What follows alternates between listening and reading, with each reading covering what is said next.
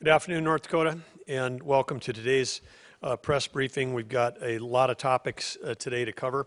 We may have successfully skipped one press briefing yesterday, but perhaps in doing that, we've made this one twice as long. So, in addition to myself, we'll have Executive Director of Human Services for North Dakota, Chris Jones, speaking. We're going to have some special guests. They're going to join us by video versus by phone, so that'll be a new technology attempt today, but Fargo Mayor Tim Mahoney, West Fargo Mayor Bernie Dardis, Cass County Commission Chair Chad Peterson will all be joining us, and then following that, Superintendent Baszler, and then again myself back up on a wrap-up.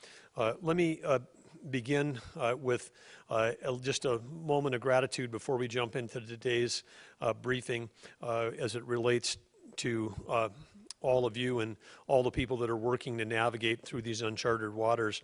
It's been said that the use of imagination, the worst use of imagination is anxiety, and I just want to acknowledge, because we always lead with a lot of numbers, but we know that there are a lot of people that are out there that have a lot of anxiety around this, and whether they've got a loved one that's tested positive, or whether they have someone who's currently hospitalized, or even if you've just got a vulnerable person in your life that's living in a long-term care facility, we know that there's a lot of anxiety, and I know that there's a lot of worry that is out there. But as has been said, the worst use of imagination is anxiety. The best use is creativity, and I want to assure the citizens of North Dakota that every day when Team ND goes to work, we're trying to use our imagination as creatively as possible to try to come up with new solutions to protect the most vulnerable, to restart our economy, and to, in the process, save both lives and livelihoods.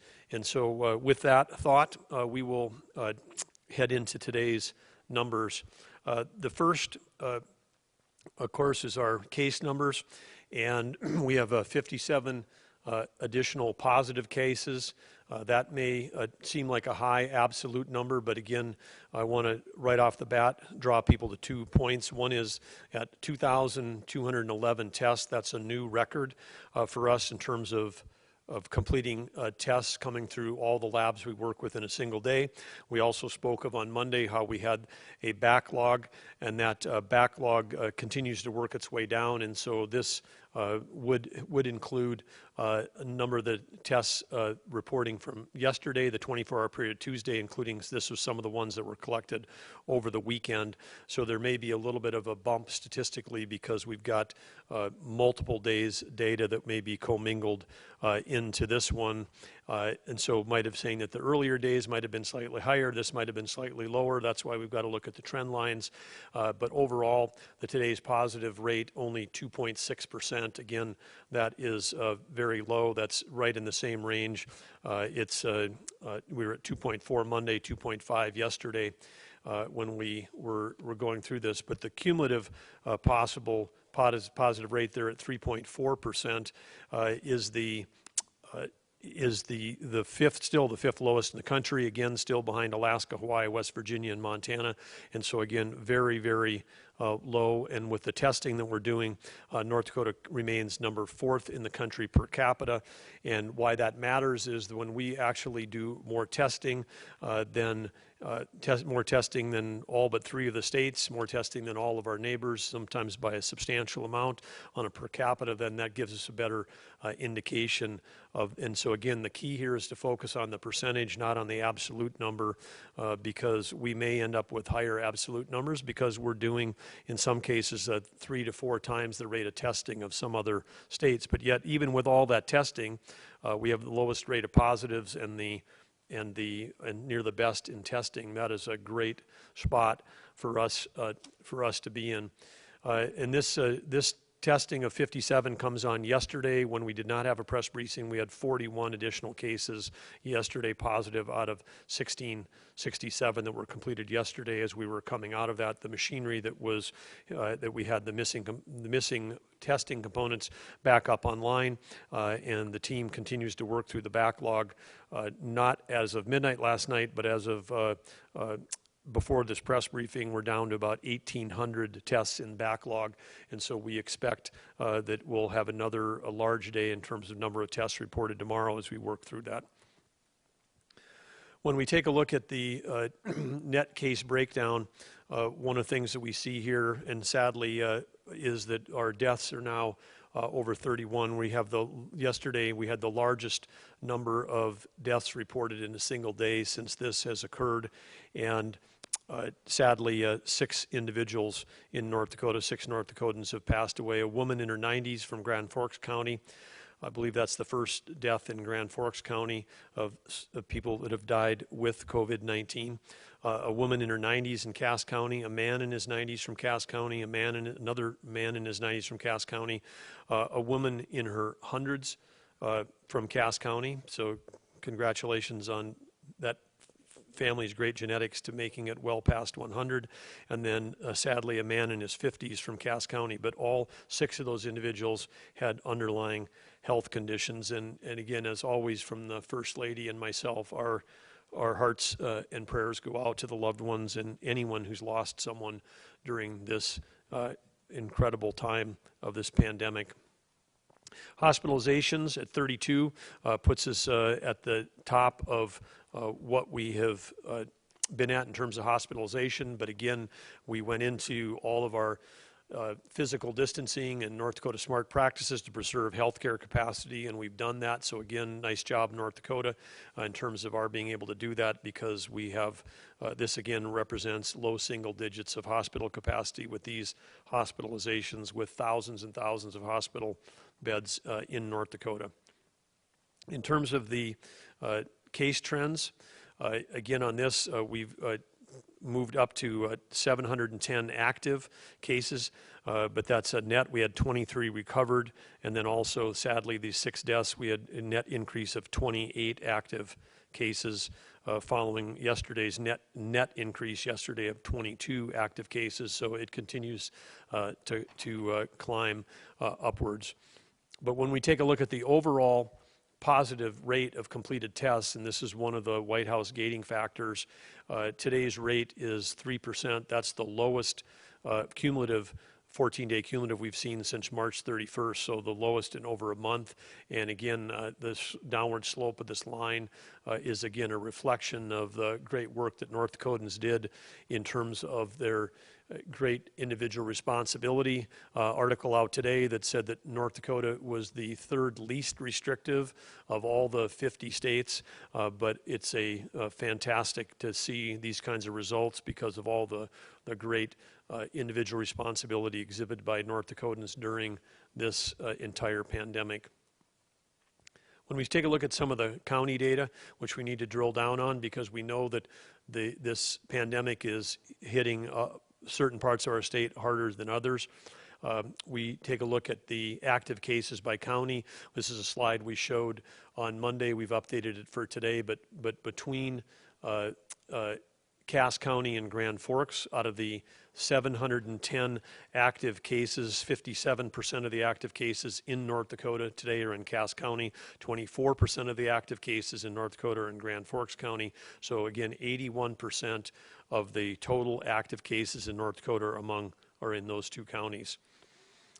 And we naturally would expect to see, if we take a look at the case rate by county, we would expect to see more cases in our most populous counties. But if we take the active case rates per individuals in these counties, we can see that again it's above the state average. The state average is 9.3. We've got 3 counties that are above that: Burke at 14.3, Grand Forks at 23.9, slightly higher than Cass County at 22.4. But again, Cass and Grand Forks are more than double what the rate of active cases per 10,000 people. But again, this means that out of 10,000 people, 9.3 of them, or a very small percentage of that 10,000, actually have an active case of COVID-19. When we take a look at positive test rates by county, again, and this is a function, the numbers on this slide, percentages, this is the number of positives divided by the number of tests.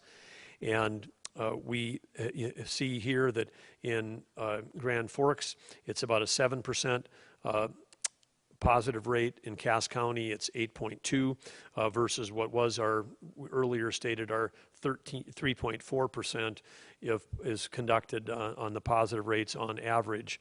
And so again, these are Cass and Grand Forks have higher rates of positive. Dunn County is in that same group at 7.1%. But again, in contrast, we talk a lot about why it's good to be in North Dakota. The current numbers right now on positive test rates, again, for if North Dakota is at 3.4% in a state and about a little over double that for Grand Forks and Cass County. New Jersey today, 46% of tests positive. New York is down from the 40s. They're down to 31% still being positive this far into it. And of course, we have not ever climbed into double digits as a state. In terms of the next thing we'd like to announce, because when you say, okay, you've just gone through a lot of data, what does that mean? We've always said from the beginning that we want to be data driven, and we want to, again, through the core functionality that we've built up as a state to manage, any epidemic. When we're managing that, what we want to do is we want to be able to test and test broadly and test rapidly and deploy testing resources. Then we want to follow up that with contact tracing of those people that were close or may have been exposed to those positives so that we can find more positives or people that were exposed that should be quarantining in case they do become positive so they don't become asymptomatic spreaders. And then we have to have the ability to quarantine or isolate people, and we have to support the people that are in isolation so that they can stay during that incubation period away from the general public. And this is the way that you actually can grind the spread all the way down to a halt with those three things. And so it's test, trace, and isolate is the way to think about the three words that we need to be able to do that. Well, if we've got two counties where we still have got a spread that's higher than the rest of the state, then naturally that would conclude that we need to drive more resources in those directions. We talked on Monday that we were. Today we're announcing the Red River Valley COVID-19 Task Force. And again, we need targeted action because as we saw here, whether it's the deaths being a majority of the deaths in the state in Cass County, the active rates, the number of active cases, the positive rate numbers that we've already gone over, we need to focus on these two counties. And the key of what we want to try to accomplish here is a couple of things: is prevention and mitigation within the Cass County, and by Cass County we're really also then talking about the metro area. When we still have room to do more testing, even though 8,000 tests have been conducted in Cass County, which is 22% of the total tests for the state, that's less than what we've tested on average in other parts of the state. So we need to do more testing, even to get up to the test per 10,000 that we've done in other parts of the state.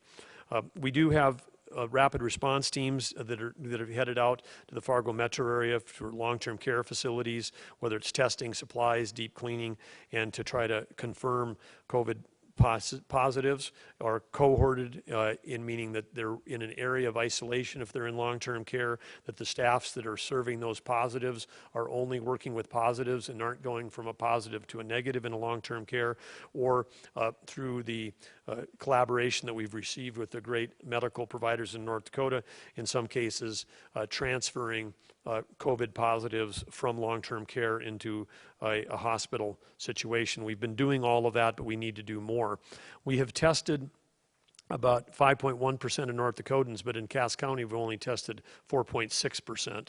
And so again, we need to keep driving that testing up. And while our rolling 14-day average for the state has dropped from over 6 down to to about 3 in Cass County, we've seen a slight decline, but it's hovered around 10% over the last 9 days.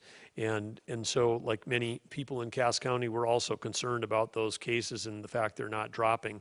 But again, it's important to note that even in Cass County at 10%, it's half. It's less than the national average, which is considerably higher. And so again, we're taking a deeper look at this in terms of where the cases are, how they're spreading, and what the context. And we've got to work again to really arrest the spread in Cass and Grand Forks, continue to work even more closely with county and city leaders and health officials. We've reached out to Clay County, Minnesota, because there's a strong workforce connection. We know that we've got people that work and live on and go back and forth on both sides of that border. The goal and the measure of the success of this task force is going to be to get the Cass County positive rate, to get it down to the state average. And there's a little bit of a math problem with that because it's one of the ones that's been pulling it up, but we'll keep driving that down. But there are areas that we want to focus on. Number one is prevention measures and testing. This will include more targeted testing of high-risk populations, especially long-term care residents and staff. Because again, a high percentage of the Cass County positives have come from either long-term care residents or long-term care staff. And so we need to go back, the places we have tested, we need to get back and do more testing. We also are going to shift our strategies. We had been successfully doing a number of big drive-through mass testings like the 1,000 people that we did at the Fargo Dome last weekend and weekends before. We're going to be establishing daily testing. It was available at all providers, but in downtown Fargo at the Family Health Care Center, which is a fantastic nonprofit organization that's got a full clinic and a homeless clinic as well, that they're going to be making it, doing testing every day there, but it makes it more accessible because the location of family health care includes being very close to the where the Fargo Transportation Center is for public transit. And we know that when we're doing drive-through testing, then automatically we're missing out on populations that may be working during those hours, may not have access to an automobile, and may not have a way to get to the Fargo Dome. And so that's again, a shift where we're going to try to pick up some more individuals that we might have been missing. We also are going to be working to provide care packages, if you will, to long-term care staff and other workers. And whether those are resources, it's thermometers, hand sanitizers, masks, and other gear. And again, this isn't just for those that are, RNs or LPNs, but we really want to focus on custodial, food service staff, and CNAs and others that might be working hard. They are those that are doing essential services as part of these facilities, but again, may be taking public transportation to and from work, or maybe in housing situations that could include multi-generational housing. So we want to make sure that they've got everything they need to support them while they're working, or if they have to go into isolation, that we can support them. So there's going to be a dozen or so more different organizations in Cass County that have stepped up to be supporting the local community help with resources as we go through this. And some of that work from those organizations can help provide community resources for those that are non-hospitalized.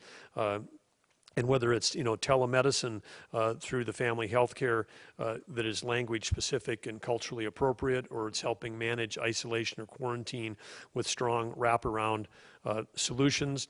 And we'll also be evaluating for solutions for those that may not have either sick leave based on their work situation, or may not have access to child care. And we're going to work with all the employers, including all those in long-term care, to make sure that we're providing support.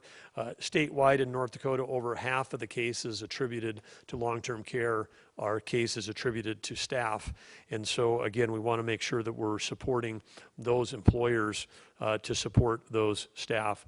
We also plan to provide a hotline to support people that either have got language or socioeconomic barriers, and connect them with counseling information, social services, or medical support.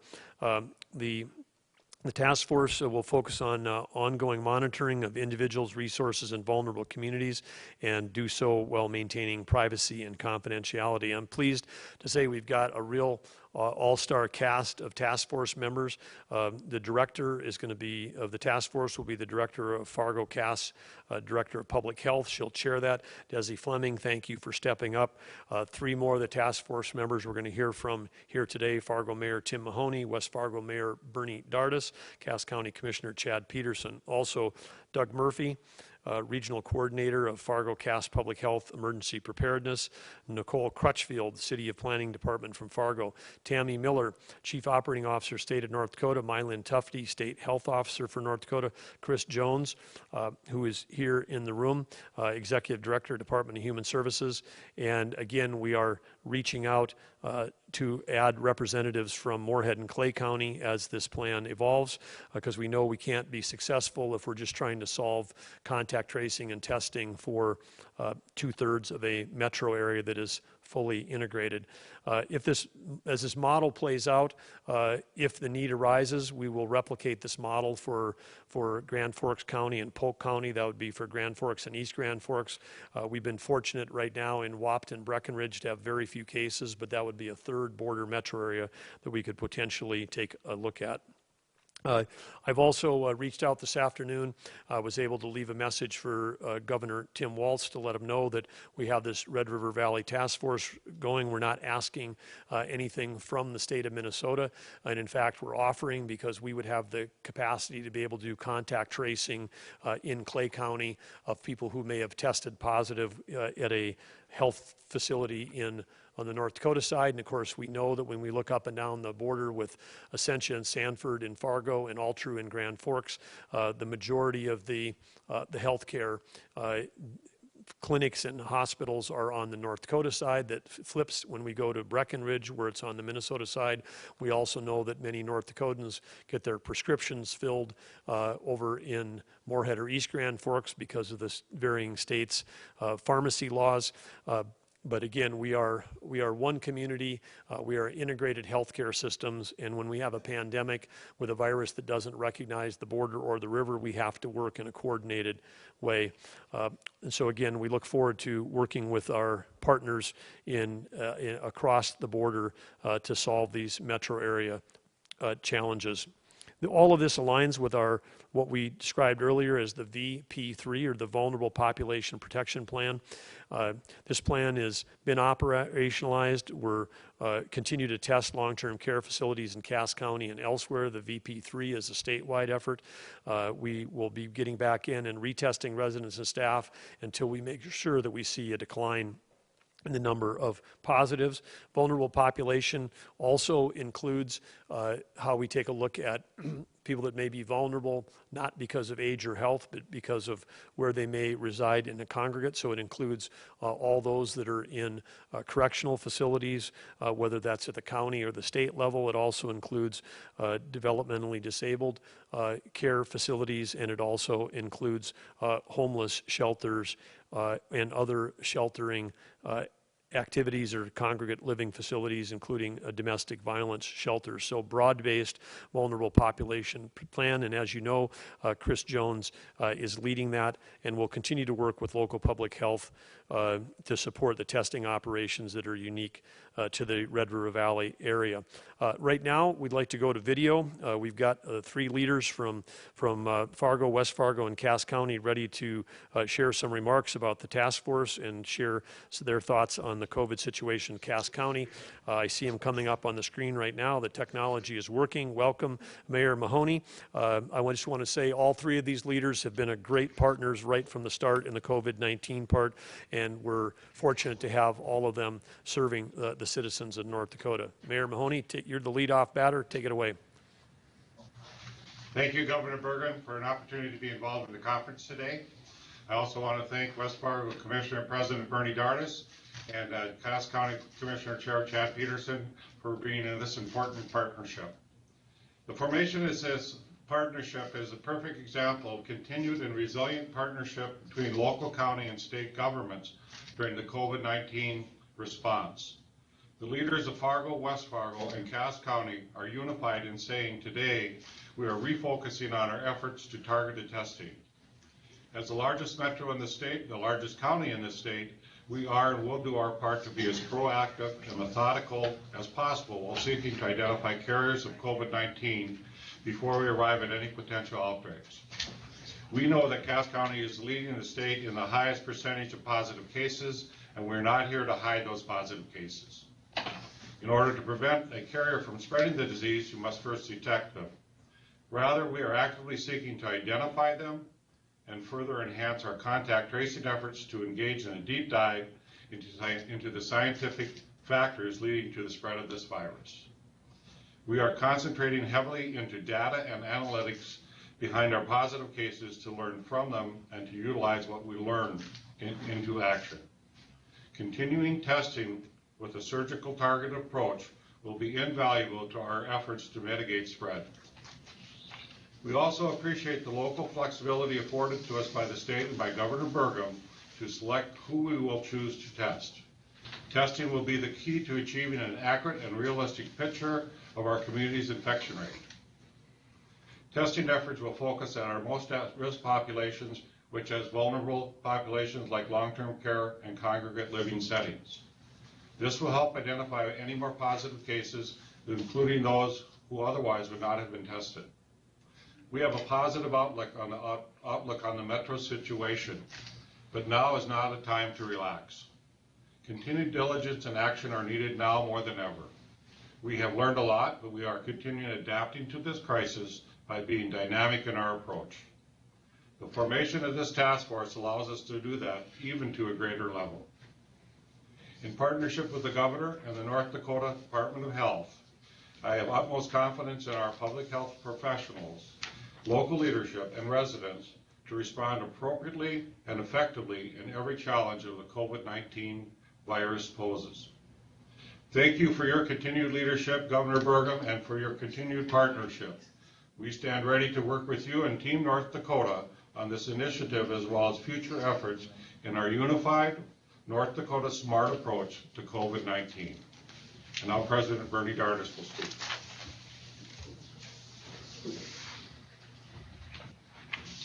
Good afternoon. Thank you to Governor Burgum for inviting myself, Mayor Mahoney, and Cass County Commission Chairman Chad Peterson to today's news conference. Thank you to you, Governor Burgum, and your team for your leadership in response to this pandemic. Under their plan, the state has been able to get a handle on the virus, become a leader in contact tracing, and only suspend 7% of our economy for a few weeks. I'd be remiss if I didn't take this opportunity to remind our citizens that the continued success of our state depends on them remaining North Dakota smart and following the public health advice to stay home if sick, wash hands, social distance, and wear face masks or cloth face coverings to limit the spread. Our state is in a good spot, but we can't take our foot off the pedal.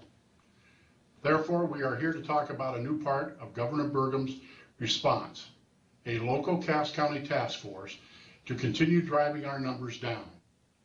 The cities of West Fargo, Fargo, and Cass County are ready to support the state's effort with this new localized piece of the response.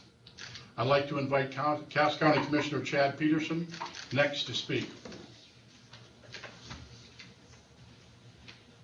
Thank you, Mayors. Thank you, Governor Burgum, for inviting myself, Mayor Mahoney, Commission President Dardis, to today's news conference. Thank you, Governor Burgum, to your team, their leadership, and their response to this pandemic. Cass County appreciates all the efforts to increase testing capacity and decrease the number of positive cases inside our community. We'll be continuing to partner with our local government colleagues, state government colleagues to address the constantly changing challenges, opportunities to improve our response. We remain committed to establishing a strategy of locally executed, state-managed, and federally supported responses. With that said, Cass County represents a unique situation when it comes to the diverse population and the amount of people traveling to our area from rural communities. We are a regional hub, and I'll talk about some of that data here in a second. Cass County has the largest population of homeless citizens, the largest population of long-term facility patients and staff, the largest number of residents and medical staff. These are all populations that have identified as high risk and have been part of the targeted testing that has occurred so far. Naturally, the rates of COVID-19 tests are going to be higher within those people within Cass County, and if we continue to target these areas.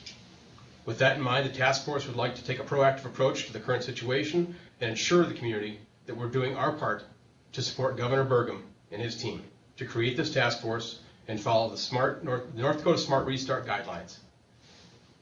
We will partner with our local colleagues willingly, aggressively, to support the state's overall plan to help Cass County take measures to decrease the number of positives.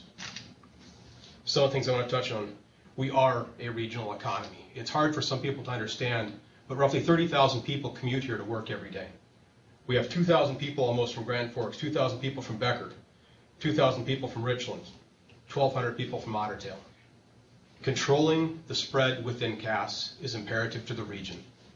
We're a regional population, a regional center of commerce. We'll continue to be that. So Governor, again, thank you to you and your team, mayors.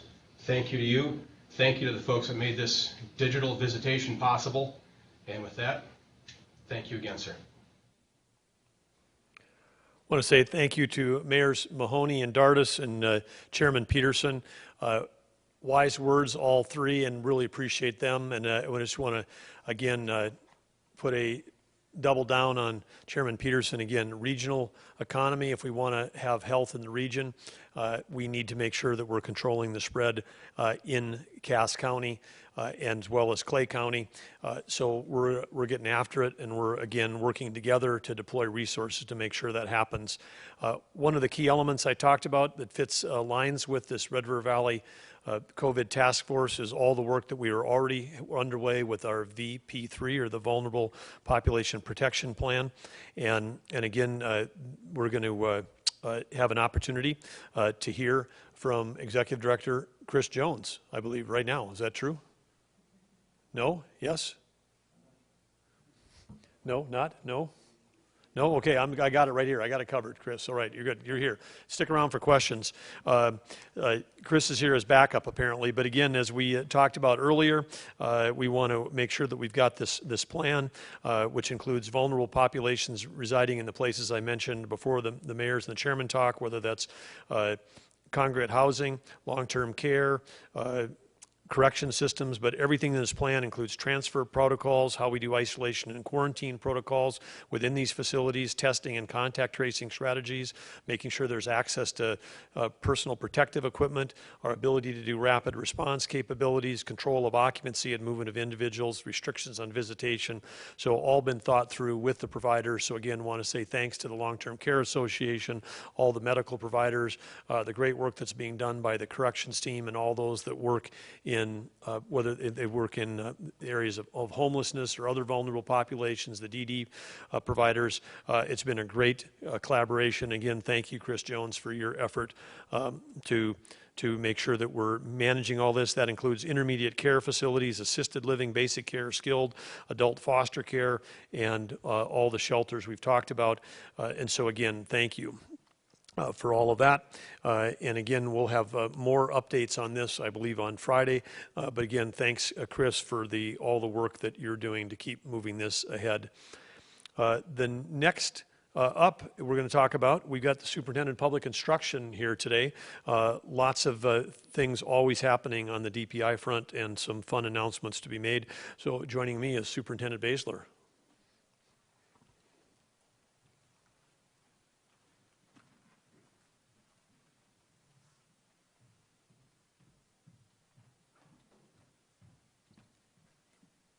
Thank you, Governor Burgum, and thank you all for coming here today. As Governor Burgum said, I get to talk about the fun stuff, and today really is a joy for me to be with you today because we have some announcements about the tradition that we have long held in North Dakota for the month of May, and that's our high school graduations for all of our seniors that will be capping off and topping off their 13 years in K-12 education. And to have that conversation today, I truly want to thank my partners in the Governor's Office, the Department of Health, the Department of Commerce, and the Department of Emergency Services as I am here today to go over with you the North Dakota Smart Restart High School Graduation Ceremony Guidance. This COVID-19 pandemic has caused, as we have said many times, unprecedented disruption to our students and our traditional education delivery system. But recognizing the milestone that high school graduation represents in the lives of our students and their families, North Dakota has compiled potential solutions for local considerations. And it's important to note that each school district consider whether a graduation ceremony or celebration should be held. And if so, how can it be held while respecting the recommended guidelines from the U.S. Center of Disease Control and Prevention, as well as the North Dakota Department of Health? This guidance was informed by the North Dakota Smart Restart Plan that allowed for a phased, safe reopening of those limited sectors of our economy that were restricted to slow the spread of the coronavirus. As you remember, the implementation of the North Dakota Smart Restart Plan was based on meeting the following criteria: widespread rapid testing capability, robust contact tracing and infrastructure, targeted effective quarantine and isolation, protection for the state's most vulnerable, sufficient health care capacity, adequate PPE availability, new standard operating procedures for reopening, and plans for dealing with the resurgence or additional waves of COVID-19. So just as individual businesses have different factors to consider in determining whether to reopen, so do individual school districts in considering whether to hold graduation ceremonies or not. School district leaders should consider the status of COVID-19 within their own community and surrounding areas when choosing a plan for graduation. Specific data for each county can be found on the DOH website, and if an outbreak of COVID-19 occurs in your area prior to your scheduled graduation event, the state health officer, in consultation with the governor, may suspend any in-person portion of the event to protect public health and safety. So the ultimate question that we've all been waiting for, Governor Burgum's executive order currently requires all school facilities to be closed. Can a school still hold a graduation ceremony in a school facility? So the answer is yes. Graduation ceremonies may be held in school facilities with some limitations. The governor's order has been amended to allow graduation ceremonies, celebrations to be held using school facilities with proper social distancing, cleaning, and other safety precautions. Decisions around whether to host a graduation ceremony will remain at the discretion of local school boards and superintendents. So again, thank you to our partners. The guidance consists of several important factors. We provided 7 examples of potential ways to celebrate graduation, from the lowest risk to the highest risk. They include a virtual graduation ceremony, a live stream graduation ceremony, drive-in graduations, a graduation parade, outdoor field graduation ceremonies, conducting multiple ceremonies with smaller portions of your graduating class, and finally, the highest risk, graduation at larger arenas or auditoriums. The details and specifics and explanation of these examples from low risk to high risk are included in the guidance. And the guidance also includes planning for a graduation ceremony with some preliminary items to consider. For example, how will your attendees enter and exit the facility if you're having an in-person? It will be important to consider the use of restrooms and access to those facilities.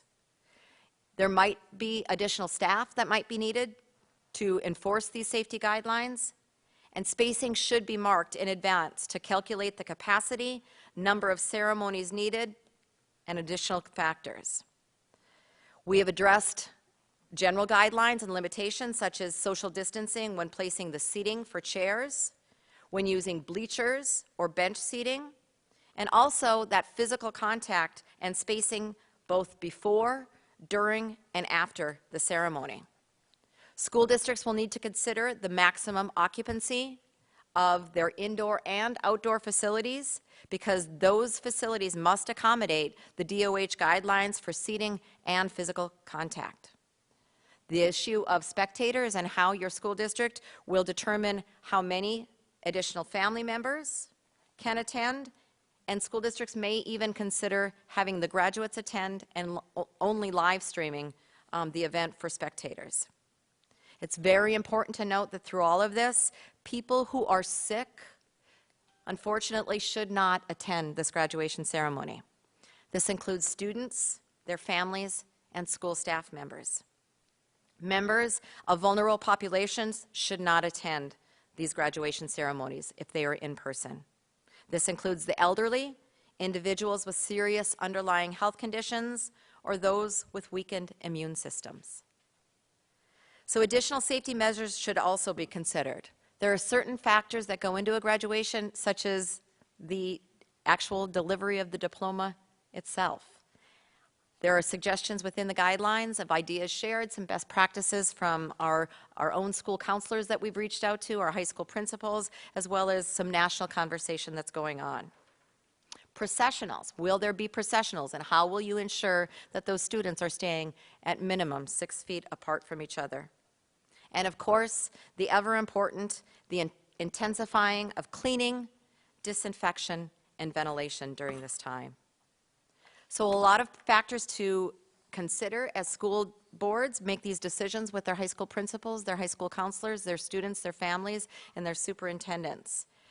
This guidance will be posted on our DPI website under the COVID-19 update for our school communities, our families and students to take a look at. And before I leave you today, I'd also like to share one more exciting thing to announce. I'm happy to announce today that the North Dakota Department of Public Instruction is partnering with the Governor's Office, Forum Communications, and Microsoft's TechSpark team that has been in North Dakota for a few years now, helping us engage our communities.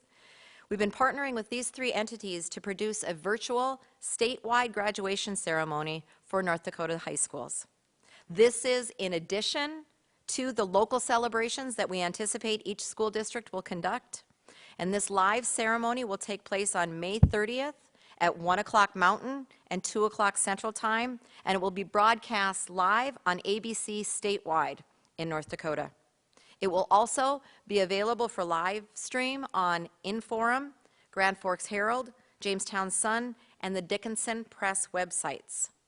Forum Communications is making this available to everyone, regardless of their subscription status, and it won't be behind that subscription paywall.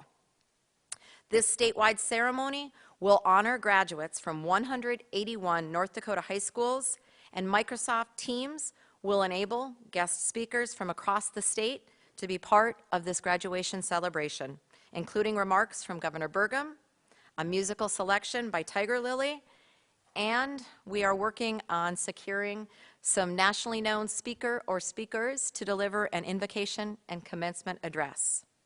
So this live statewide ceremony is intended to provide another special opportunity to honor and celebrate our 2020 graduates and their families who have already sacrificed so much of their senior year celebrations because of COVID-19. So thank you, Governor.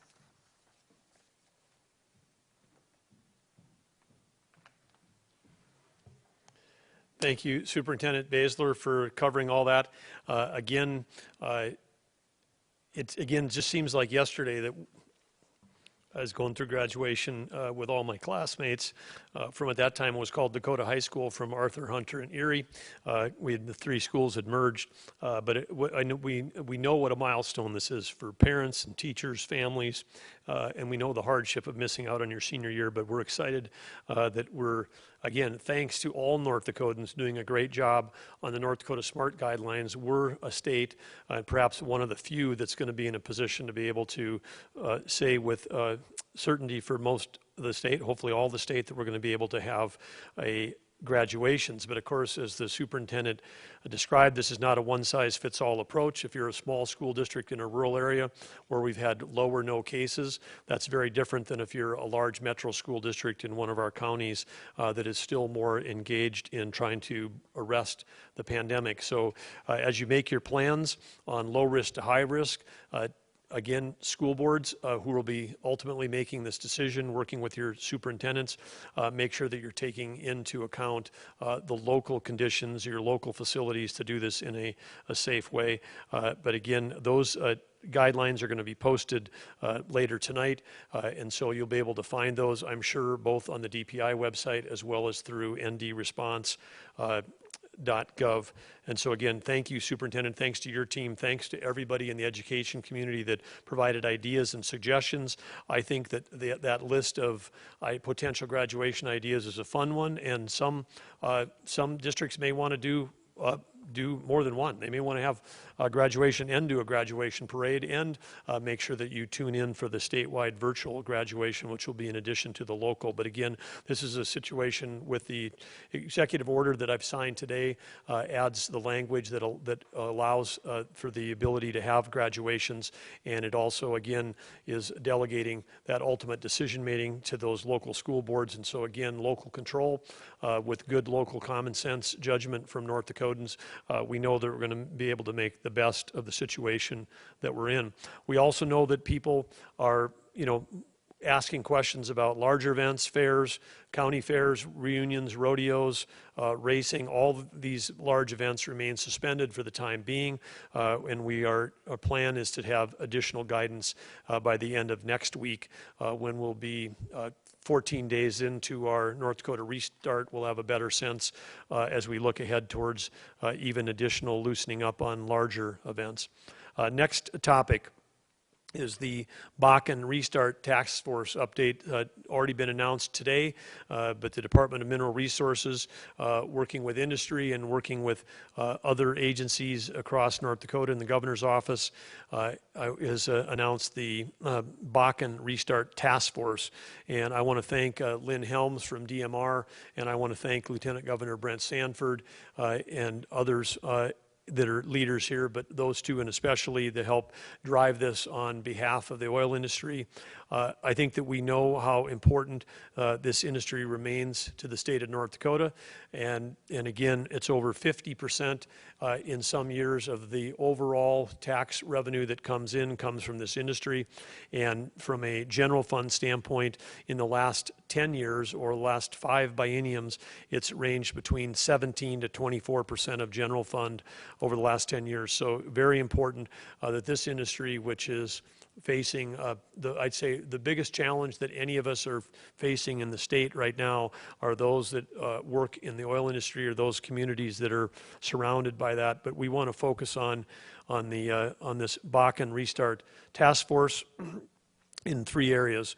One is regulatory relief, which is, again, making sure that we're cutting red tape, getting our regulatory agencies to work as one towards identifying, streamlining regulations and clarifying and communicating existing relief efforts. The second thing on the Bakken Restart Task Force is in terms of economic stimulus.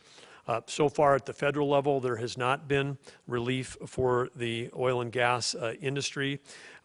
And again, identifying all the existing programs, funding sources, and taking a look at all of the challenges, whether that's abandoned well plugging, environmental remediation, research pilot projects, getting the oil field service industry back to work.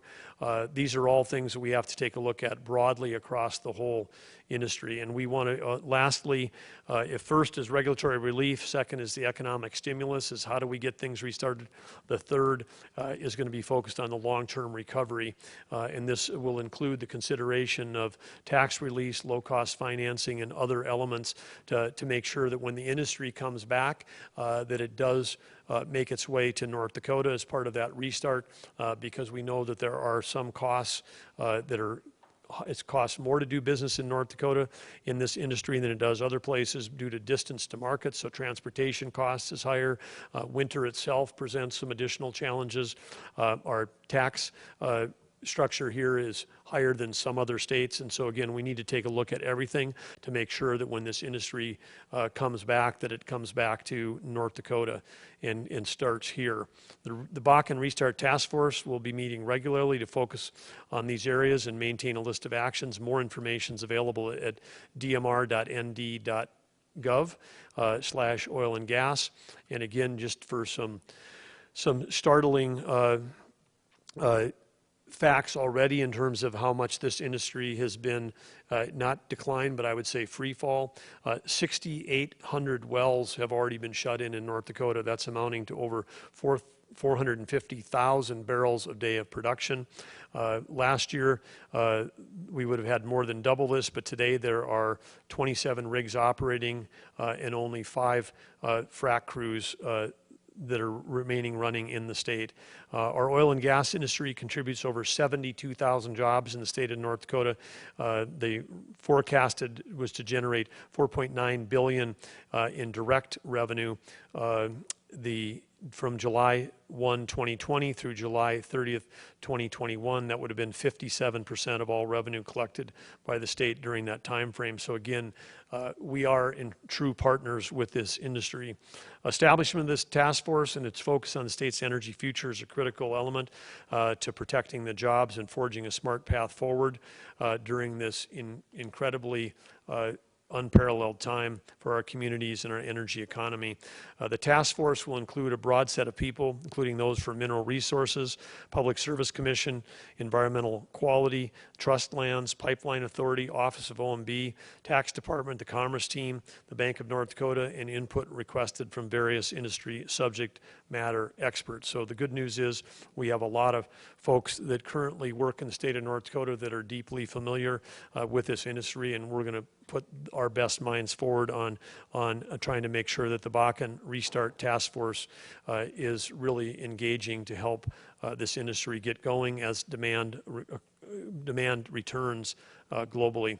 The unemployment numbers for today are the regular claims 2013, the pandemic unemployment assistance claims 394, the pandemic emergency unemployment claims 410, and total regular claims since March 16th now topping 70,000. They're coming in at 71,864. The PUA claims 10,732, and the PEUC claims at 11,513. The trust fund balance remains at $114.9 million for unemployment. Next topic is behavioral health. For many that are in recovery, meetings can provide support and strength needed to stay on the recovery path. And as COVID-19 has limited the ability to interact in face-to-face settings, those in recovery may search for new ways to access support in support of community while protecting their own and their loved ones' health. There's a free online recovery tool that offers 130 weekly online meetings for those that are in recovery from the disease of addiction or seeking help in this group setting. InTheRooms.com is this tool, and it's a global recovery community providing support from around the world. It's got a vast array of content and information, member blogs, daily affirmations to expert content, a recovery program database that can find treatment centers near you, and In the Rooms is for people that are already in recovery, those seeking immediate help from any addiction, and for the families, friends, and allies of individuals seeking recovery, visit intherooms.com, or also you can download it on the App Store or get it in Google Play. Under the good news section for today, we're excited to announce the Federal Administration for Community Living, or ACL, has awarded the North Dakota Department of Human Services a $300,000 grant to help meet the needs of older adults and people with disabilities. This grant funding will help us bring needed services and support, including communication solutions, to those individuals who are at increased risk of the coronavirus complications because of their age or underlying health conditions. Using this funding, the Department of Human Services is partnering with ND Assistive and the Long-Term Care Association to identify and provide technology solutions to nursing homes and basic care facilities, especially those in rural areas, so that family residents, their families, and caregivers can stay connective. So again, shout out and thank you to ND Assistive and the Long-Term Care Association. ND Assistive will be distributing assistive technology devices to access the internet and telephone services, and will provide the training to the participating facilities. General information about the services and supports for older adults and people with disabilities is available online at a searchable database at carechoice.nd, assistguide.net, or by contacting the Aging Disability Resource link toll free at 1-855-462-5465 on weekdays between 8 a.m. and 5 p.m., or you can email carechoice@nd.gov. We're grateful for this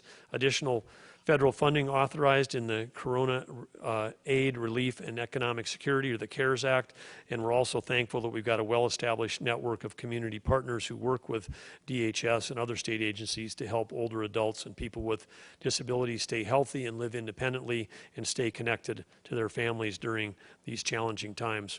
Closing out for today is gratitude, and of course you may know it's been on the front page of many papers across the state, but today is the first day of Nurses Week. In any year, we are incredibly grateful for the care and the support of all the nursing professionals who care for our long-term and emergency health needs. Our nursing professionals share in the joy of welcoming new lives and providing the comfort in our last moments. They provide care and support for the smaller triumphs and injuries along the way. They endure the demands of the profession to answer the call now in these dangerous times for healthcare workers, often sharing in the joy and sorrow of their patients. And while our nursing professionals are among the most deserving in our respect and admiration at any time, but our deepest gratitude is most empathetically given right now to those men and women who are on the front lines in the fight against COVID-19. Leo Buscaglia, the author, often said, too often we underestimate the power of touch, a smile, a kind word, a listening ear, an honest accomplishment, or the smallest act of caring, all of which have the potential to turn a life around. When I saw this quote, I thought about nurses, because in addition to the great care that they provide day in and day out and providing to people that are in stress because of this pandemic, they often, in addition to the medical care, they are providing the power of a touch, a smile, a kind word, and a listening ear.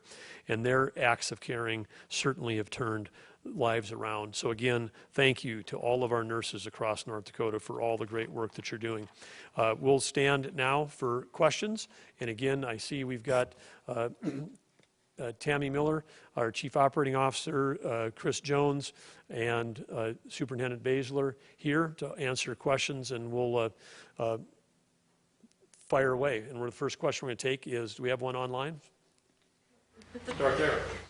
Renee Jean, Williston Herald. How many of the tests taken in Williston on Monday have been analyzed? Are they reflected in Tuesday's or today's totals? Well, today's numbers would be Tuesday's numbers, because when we report at 11 o'clock this morning, that's for the 24-hour period from midnight to midnight for that day yesterday. So I do know that today's numbers are yesterday's numbers. I don't know the number of Williston's collected tests, how many of those are in Tuesday, but we can find out and get you that information. Okay, we're going to go to Tom and then Jacob. Governor, within the hour, Williston Trending Topics has reported that 2 of the tests that you took on Sunday at the Bethel Home nursing home have returned as positive tests. Tammy, the administrator at the Bethel Home, says that they are grateful to the governor's office for sending out that testing to allow them to protect their residents. Question, are there more than 2 that are coming?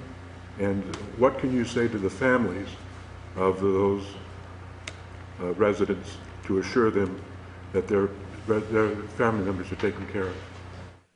Well, I think that the first thing, this might be a chance where I'd have Chris Jones come up, but to talk about the Vulnerable Population Protection Plan as it relates to what actions we take once we find positives in nursing homes. And you had multiple questions there, Tom. One of them was, are there more coming? I don't know the answer to that, because we release by county at the state. I get the information by county. It's up to the facilities themselves to share that data. But what I would say to those families, because we've been experiencing this from the start, and for those that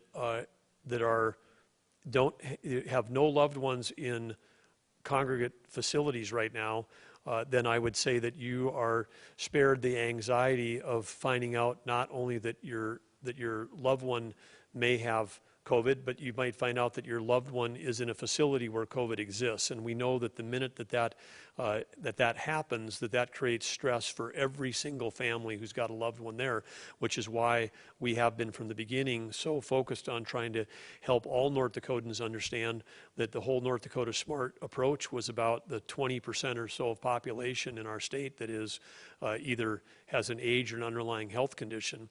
And then we have a smaller percentage that live in congregate living. They're more at risk. And as we're learning, it's also they're at risk, but so are the people that work in those facilities. And that's why we're concentrating so much energy around that through the Vulnerable Population Protection Plan. But I would maybe ask Chris to come up and say a few words about when we get positives for the first time in a long-term care facility, what are our next steps? We know that there'll be more of this coming. I think we're up to 36 out of the 218 in the state. There's 218 either assisted living, basic care, or long-term care facilities. 36 out of 218. That's one of the best records in the country in terms of having the fewest facilities that have active COVID cases identified within them. We want to keep it that way, but there's more work to be done. And as many people are thinking about graduation and going back, and we're getting back to normal, nothing has changed in terms of the risk profile for someone who's in long-term care, and that's why we're still working around the clock here. There's nobody letting up the state of North Dakota because our focus is around these vulnerable populations. So, Chris? Thank you. So, as it relates to that, as we get notified of positive COVID tests, we have a team that calls immediately to understand what's going on. On ND response is the algorithm we're following as it relates to who goes in. So depending on the number of positive residents is different than the number of positive staff, because it's much easier to quarantine staff. You can furlough staff, you can't necessarily furlough residents. So from there, we go through and we look at the ability of that nursing home to isolate and quarantine those residents, whether it's on a unit or within a block of rooms. We also look that they can quarantine or cohort the staff, so that staff who are serving residents who are COVID positive stay with those individuals and have could have different PPE requirements or personal protection equipment requirements than those that are not serving COVID positive. We also then go through their PPE supply. We go through their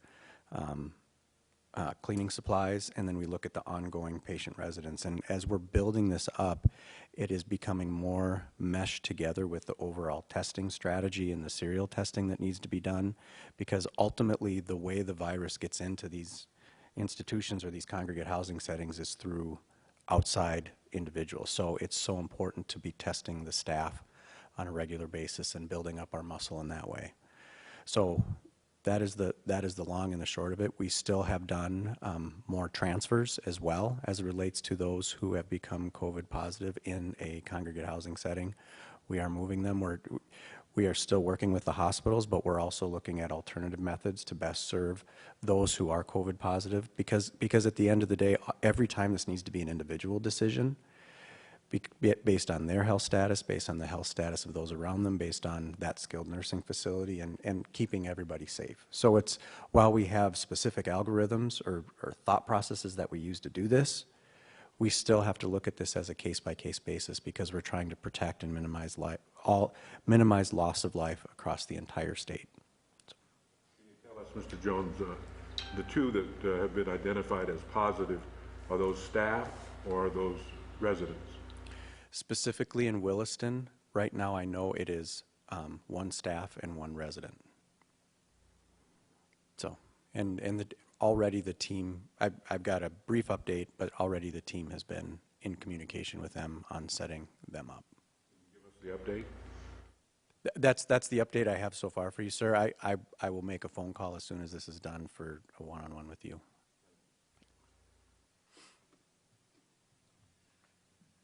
Thank you, Chris. Jacob, and then Jeremy. Governor, a two-part question. mostly about the Red River Valley Task Force. I guess the first part of the question is, obviously there are other parts of the state that could call for something like this. Grand Forks has already seen an outbreak. Is there a possibility of having other task forces like this set up in other parts of the state?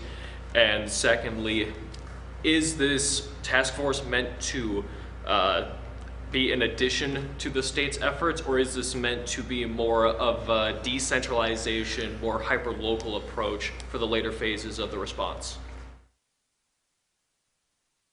The answer to your first question is yes. I mean, we will set up additional local or regional task forces as necessary to make sure we're serving the unique needs of those communities if we find that we're not getting the kind of slowdown or arresting of this pandemic like we're seeing across the state. We're making great progress in a lot of places. We would like to see more progress, particularly in Cass and Grand Forks. I think the things that are unique and why it's called the Red River Valley Task Force as opposed to the Cass County Task Force is this is just a strong signal that the virus doesn't understand that the border exists. And while we may have 2 states and 2 county health departments, this is something that these metro areas deal with all the time. I mean, there is one Chamber of Commerce for Fargo, Moorhead, West Fargo, Dilworth. There's one EDC, Economic Development Corporation. There's one Convention and Visitors Bureau. That took some cases a decade for those organizations. Instead of having 3 come to one. We're still in a position where when it comes to a pandemic, we're trying to deal with one metro area with multiple different public health, and particularly when it comes to 2 states, we have to work extra hard to achieve the collaboration across state border to make sure, because we can't, we'll never be able to stop it if you stop it on one side of the border, but it comes across every day from the other. It doesn't matter which way it's going. So this is implying that we've got to figure out a way to work even more closely together to solve this problem, particularly when we may have people that are, working in long-term care facilities in one state that are living in the other, or vice versa, or working in healthcare settings in one state and living in the other. As Chris just said, I mean, one of the ways it gets into these facilities is when staff are moving in and out, and right now again, part of my offer to Governor Walz is we could pick up and do contact tracing of positives in Clay County, because right now it's not clear that that's being done. And so we want to make sure that we would need their help on if there was an isolation order, that would have to come from a Minnesota health officer, but not a North Dakota one. But again, we've got some bandwidth to be able to ramp up on contact tracing that might, as step 2. Step 1 is testing. We do know that a lot of the testing that's been done in Cass County has included people with Minnesota addresses. We're happy to do that and keep doing that, because we do healthcare, and same in Grand Forks when we were testing, even when we were testing at the situation with a large outbreak there, they had employees at that facility lived in the Minnesota side. We tested them in North Dakota. They got reported as part of the Minnesota data. So this is not new that we've had collaboration across the border, but we got to dial it up and really recognize that in these metro areas we have to work together. I'm sorry, Governor, but if I could just bring up that second part of the question then. Is this meant to be in addition to the state's efforts, or is this meant to decentralize the state's efforts? No, I'd say this is an amplification of the state's effort, is the way I would phrase it, because we're taking everything that we've been doing already with great support from Mayors Dardis and Mahoney and Chairman Peterson. They've been fabulous partners through this whole thing, but we all sat down and all agreed we can do more, we need to do more. And so bringing in more organizations at the local level to assist on all aspects of it, whether it's the testing, whether it's the tracing, and whether it's supporting people while they're quarantined or isolated, and again, in reaching those populations that we may not have been reaching when we were doing the drive-through testing. So more focused and more supported. If I may, just another follow-up on that. We've been actually, I'm really, sorry, it's just the momentum of the question. I'm just looking at your partners over here. They're waiting there. I know. We will get to the radio legend in a second. We've been in the state of emergency for about 2 months now. What makes now different to set up this task force? Well, I think it's this thing we've talked about all along, which is several months ago, we did not have testing capacity. We didn't have contact tracing capacity. We didn't know what we know, the things we know now. And now that we can actually project capability into a community, whether it's us projecting the ability to test every single person who resides in long-term care and every staff person, which we will get done by May 9th. That kind of being able to do that and do the community testing and do the task force. So again, this goes back to the enormous effort to actually build some of the nation's best contact tracing capacity and the nation's best testing is what allows us to do this that we're doing today. And so that's what's different. I mean, we got the capacity, and then we've also where we're at right now is when 3-4 weeks ago our highest numbers were in the West. When the outbreaks were starting, it was in the western part of the state in certain counties, and with that seemingly, at least for now, in better shape, that again allows us to with this higher capacity to really get after the places where the numbers. I mean, if you want to beat a pandemic, you've got to put resources where the spread is happening the most, and right now that's Cass County. Jeremy, and then Dave, and then Lane. So I'm wondering, does the establishment of this Red River Task Force make testing more available to the average person who doesn't live in a congregate facility? I don't think it'll make it. Hopefully, testing in Cass County is widely available. I mean, all providers have tests. If you've got symptoms, call your provider and get tested. If you don't have insurance, call, get tested, because COVID testing is supported. I mean, federal government and others. So it shouldn't be an economic barrier, and there shouldn't be an access barrier. But one thing we do know in our larger metro areas, some people don't have a car because they choose not to have a car. They rely on public transportation. Other people may be economically, they might be in the workforce. They could be working in a custodial or food service at one of our hospitals or our long-term care facilities, but they may be using public transportation. So drive-through testing wasn't catching them. And so again, we're with a partnership with Family Health Care and with all the providers there. Again, we want to make sure that anybody that wants to get tested that's symptomatic can. The other piece with contact tracing, when we have a day like today where the last 5 days when we have maybe 30 plus contacts in Cass County that come back positive, we are, again, with our contact tracing team, within 4 hours trying to contact that person, find out who might they be living with. Is it a multi-generational situation? If it is, we probably need to be contacting all of them and arranging testing for them. So I'll call this targeted outbound as opposed to just mass drive-through. So it's a redeployment of the capacity we have to be more targeted. Again, because the faster we can find positive cases and get them isolated, the more we can slow this down. And so we are searching to find additional positives. So again, when you're in this effort of search and contain, we may see the numbers actually going up, but for an epidemiologist, that means we're winning because we're finding it and then we can contain it. If we don't know what's there, it could just be spreading unknowingly. Just a quick follow-up there. If the testing criteria doesn't change for people in Cass County, where specifically demographically are those testing numbers going to be ramped up? Well, I would say it's going to be, the testing is going to be driven by contact tracing. Because if we've got, again, every day there's if you have a county that comes back with tests and none are positive, there's no work for the contact tracers to do. If you have a situation where we get 30 plus back in a day, and we know from that work prior to this, on average, that a person that was positive had about 6 individuals that they would identify that they would have been in close contact with. But that range, that's the average. I mean, we've had, people that have had dozens. So there's a lot of work for us to do. And when we identify those close contacts, we will be calling those individuals regardless of if there's somebody that was commuting in from Otter Tail County, we want to be calling them.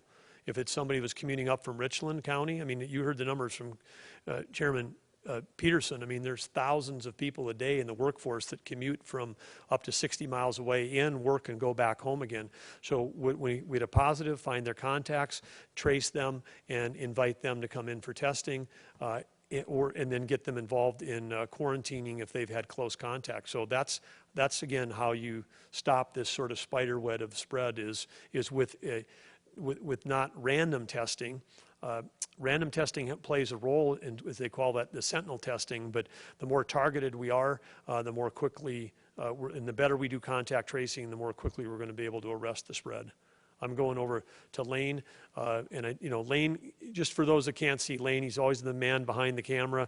He was wearing an Illinois State Redbird shirt, and now he's wearing a University of North Dakota Fighting Hawks shirt.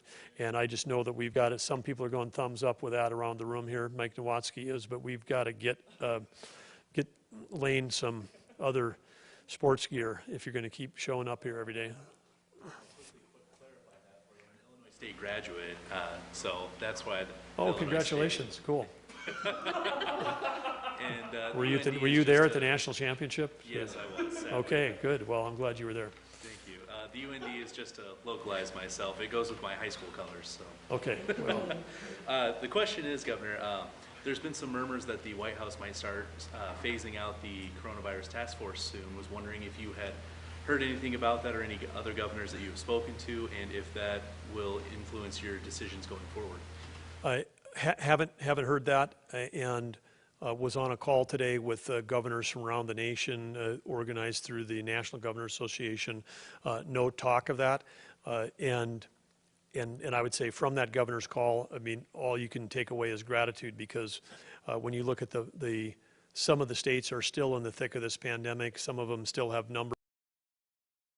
Some states are still losing hundreds of deaths a day, and some are still weeks and weeks away from reopening. And so I would just say that feel very positive about where we are. I'd also feel positive because of the way we were, and again, some of it's the fortune being the good fortune of geography. Some of it was, that we maybe don't have an international airport in our state. I mean, that's sometimes you wish we had one. And when you're in a pandemic, you're glad you don't.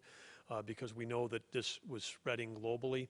But I would also say that our ability to direct some of the CARES Act funding that states receive towards economic restarting is also a gift, because other states will consume the entire amount of their CARES Act just fighting the healthcare side, and they won't have any money left over for economics. And as we've already announced with those Bank of North Dakota programs, what we're going to be able to potentially do with unemployment insurance fund, we're fortunate that we have been able to direct our time, our attention, and our resources towards the economic recovery while still managing the pandemic. So that's a good spot. But I haven't heard if they stop doing it, the task force officially at the White House will keep going with everything we're going here, and I'm sure that all the governors associations will continue to keep collaborating together, because they've been a great source of best practices for each other as each state manages through this.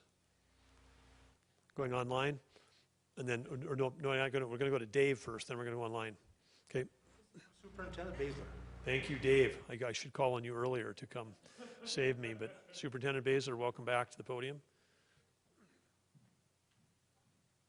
A couple of questions for clarification. Number one, Certainly. you say it's up to the districts to decide how they're going to hold graduation ceremonies.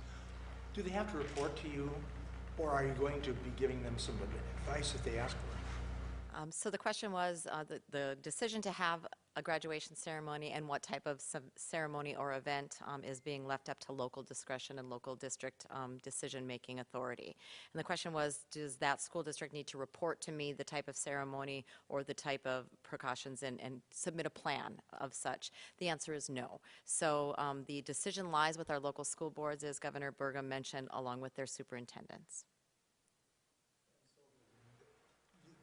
Would they ask you for advice if you wanted to give advice? So yes, the question is there, would they ask me for advice? Certainly. In fact, while I've been sitting here, I have about 6 or 7 questions in my inbox and my email inbox about specific, can we do this, can we do that? And that's truly, as you know, you've heard me mention many times, just so proud of the team that we have at the Department of Public Instruction, and there's 80 plus of us, give or take a few, and that's what we do. We provide that technical support, that assistance to ensure that we're that customer service-oriented agency where our local school board members, I have a standing call every Wednesday evening with our locally elected school board members since the COVID event has started.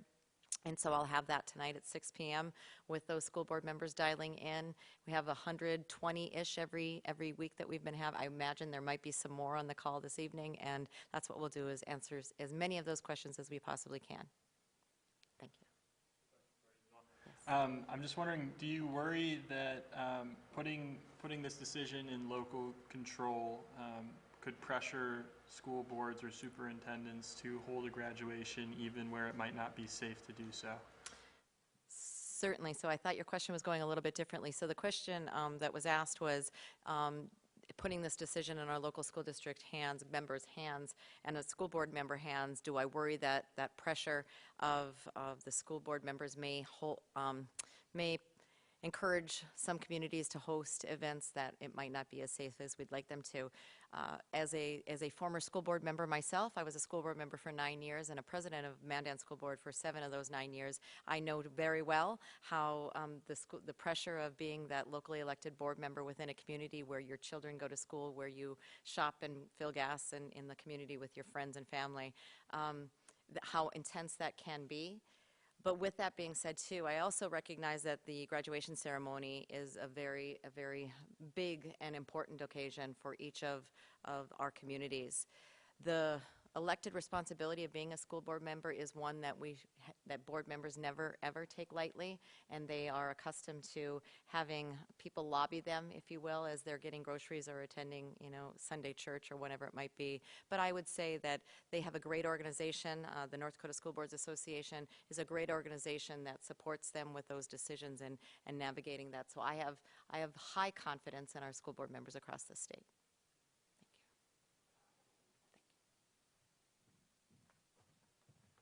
We'll go online. Fargo, would you consider, or is it possible to consider, executive orders specific to Fargo and or Cass County? It is possible, and yes, we would consider those executive orders to specific county. We've said that before, so that shouldn't be news, but we'll use all the executive powers we've given to try to protect the health and safety and the lives and livelihoods of North Dakotans.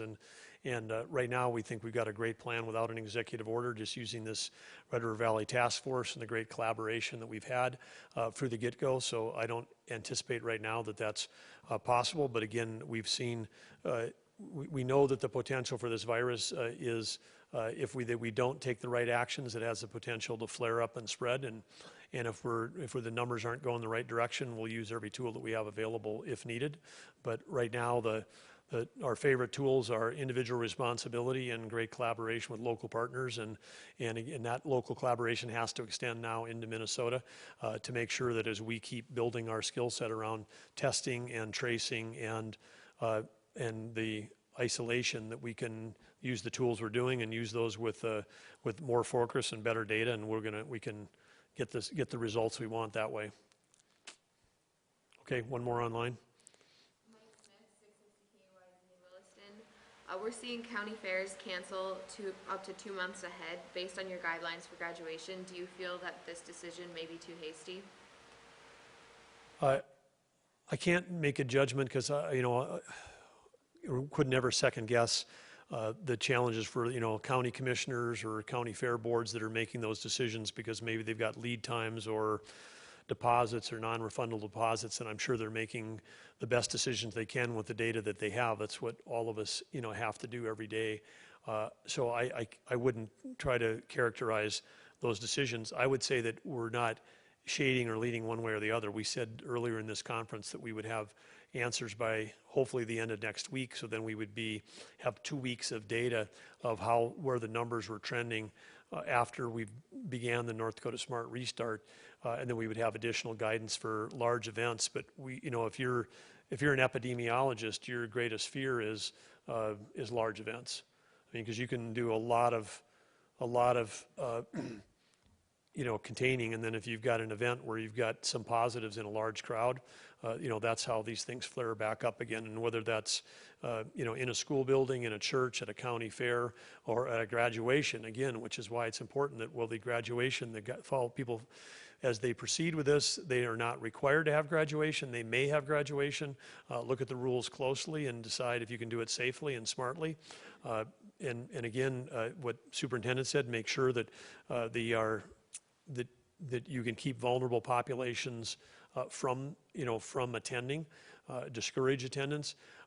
because that's, again, if we're all trying to find this balance of saving lives and livelihood, then we've got to try to operate under some new, with some new thinking about how we think about approaching that. But again, I would, encourage the people making those decisions about summer events just to stay tuned. I know it's difficult to sort of keep waiting on this, but we'll have better sense of where we are a week from now, or more, about 9 days from now, week from Friday. A couple more, and then we're going to wrap up. So I'm going to go Tom and then Jacob. Governor, you have a lot of support out in Williston in that area, but frustration is pretty high today after Monday's cancellation of the Tuesday event and the way it went down, because folks are wondering, in the morning they started the testing for frontline workers. Then it was changed to everybody can come about 11 o'clock.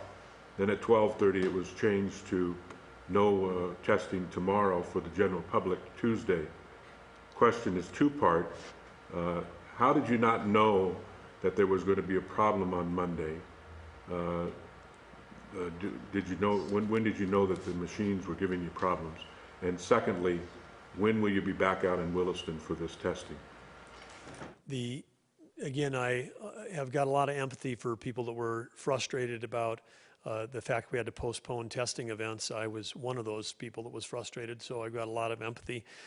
We are, the good news is that, machines are up and running. We've got some other machines that have arrived today that are in the process of being validated.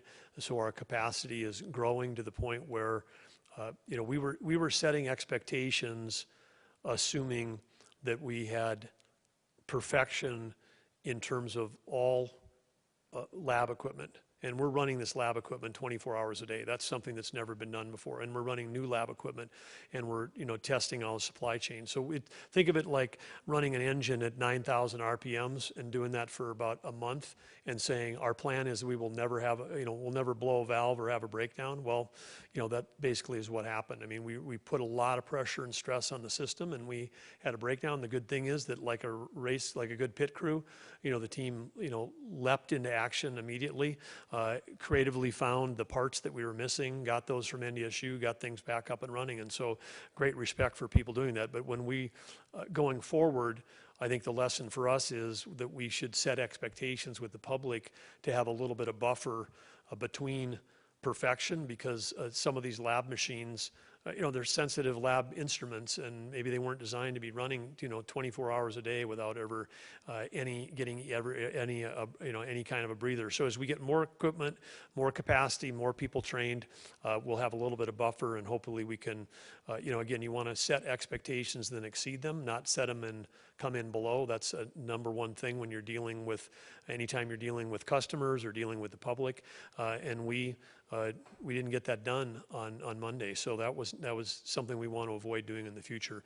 As far as the exact plan on going back, I know that there's plans that are in place. I don't know exactly what the dates are, but I'm sure that if somebody has them, we can get them to you, Tom, in terms of when we're heading back to Williston. Okay, one last question, and we've got one online and one from Jacob. Those are the last two questions. We'll finish with Jacob. You're gonna be the closer today. Danny, you got one? Sure. Sorry. Hard to pick. I know you got a lot. You're managing a lot of. Jean Shemp, Hometown Radio Group. Until today, it's been assumed by many that those cases reported as long-term care facilities are residents only.